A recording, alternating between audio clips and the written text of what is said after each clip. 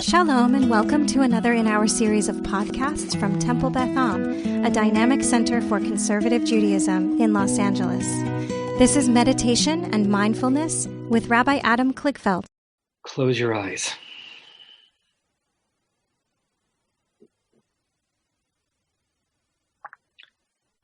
Close your eyes and start grounding yourself physically by having your feet be flat on the floor in front of you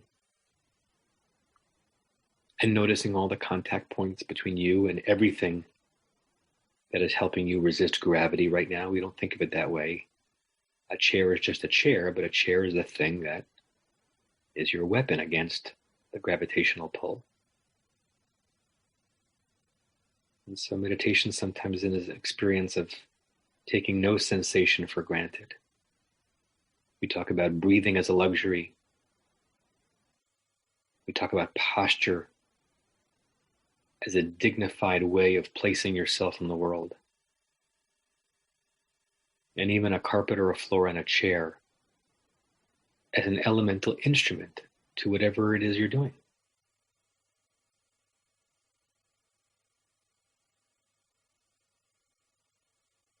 You can start feeling that sense of comfort and serenity that comes when you close your eyes, not to nap or to sleep, not to avoid, but to return, to allow existence itself to be delicious and delightful.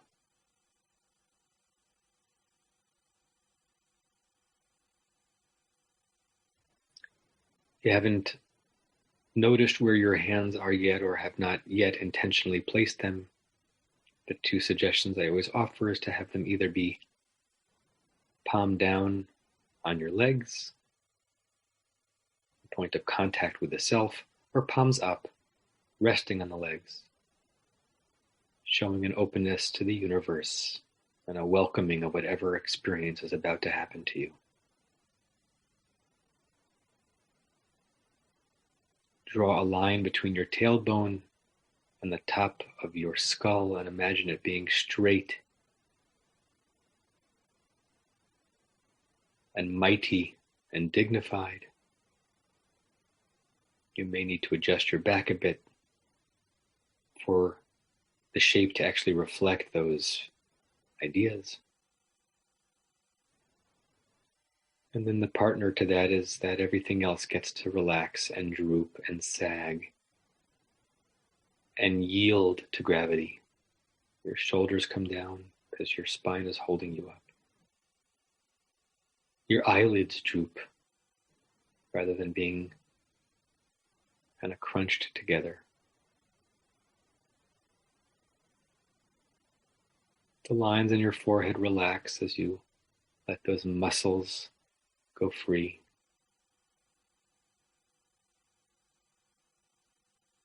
And there's no need to hold in a tummy in meditation. In this moment, you and your body are beautiful and exquisite, all of it. And just let them take the shape that they really want to take, rather than that which society erroneously tells you they should.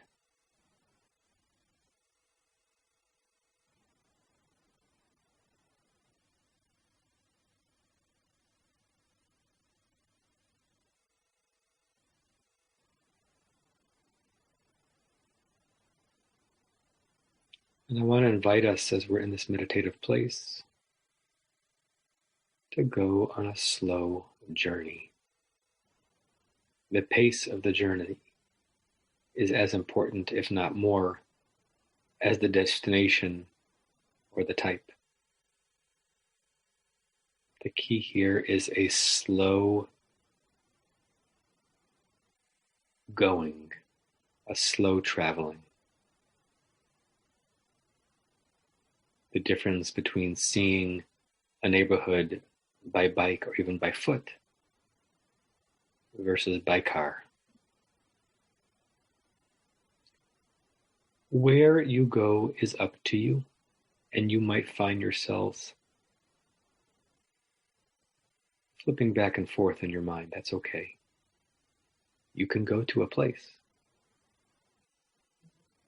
Go to a place that you know rather well, but either have not been to recently or have not been to slowly recently.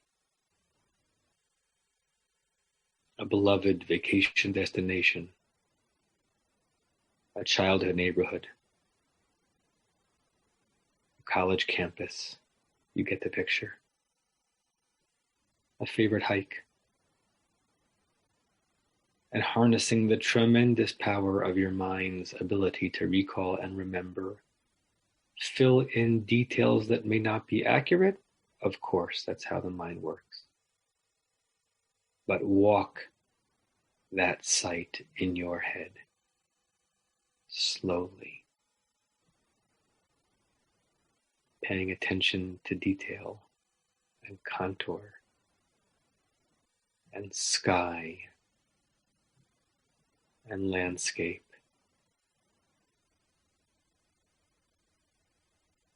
And see if you can notice, just notice the feelings that come up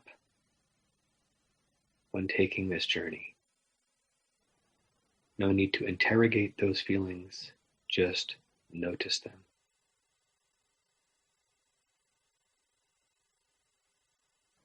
Or if you want to move from locus to person, I invite you to take a slow journey to and with a person in your life whom either you have not been with recently or have not been with slowly recently.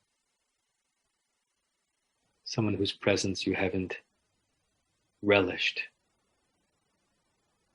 with whom you've not recently had calm time, patient time, unhurried time. And conjure yourself in that person's presence and look at him or look at her. Observe and imagine this person looking at you.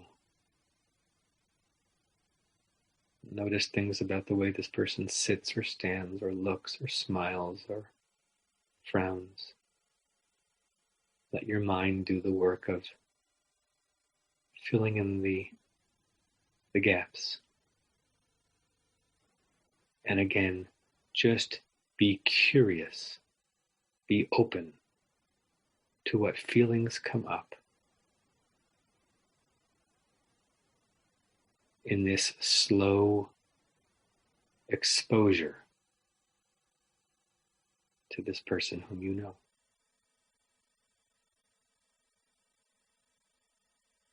Instead of trying to think what you are thinking about, what are you feeling? What does it feel like to be on this slow journey with this person?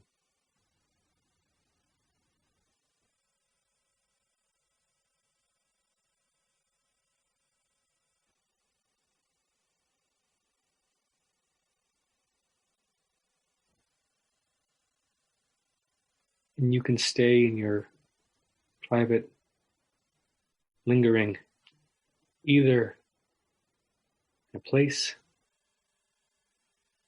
or the person, or now an idea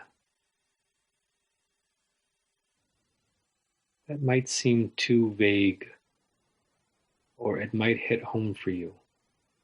Return to a thought, an idea, a notion, a concept, a philosophy that you know rather well, that you've thought about, that you've discussed with others, but which you have not thought about slowly in a long time.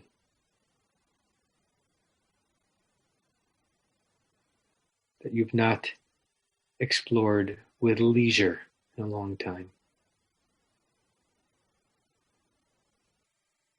And let your mind go there.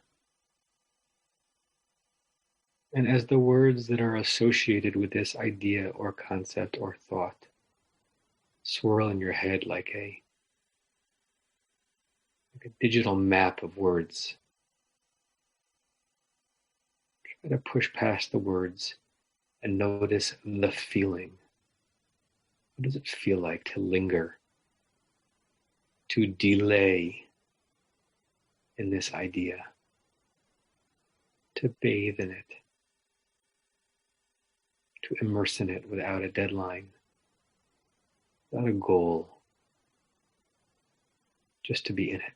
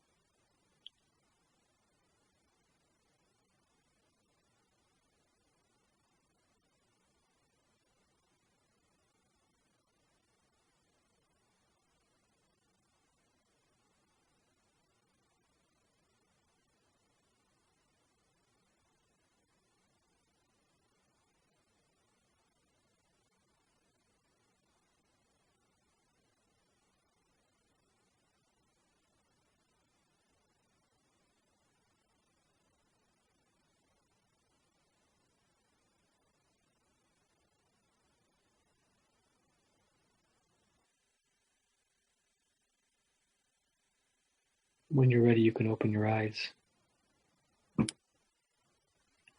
I don't have my gong with me that you got for me, Judy. I can't ring it. But I'll pull up the prayer so we can recite the closing blessing together. Sorry, this went a little bit over today. I think we lost some of our participants. Okay, we recite together 3 times slowly. May we and all beings have happiness and the causes of happiness. May we all be free of suffering and the causes of suffering. May we all experience true happiness that has no taint of suffering. And may we live in great equanimity, free from burdening attachment to loved ones and contempt for others, but rather with compassion for all. May we and all beings have happiness and the causes of happiness. May we all be free of suffering and the causes of suffering. May we all experience true happiness that has no taint of suffering.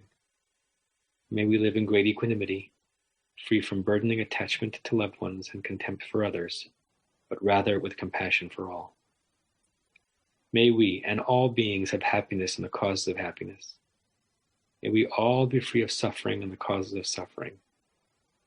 May we all experience true happiness that has no taint of suffering.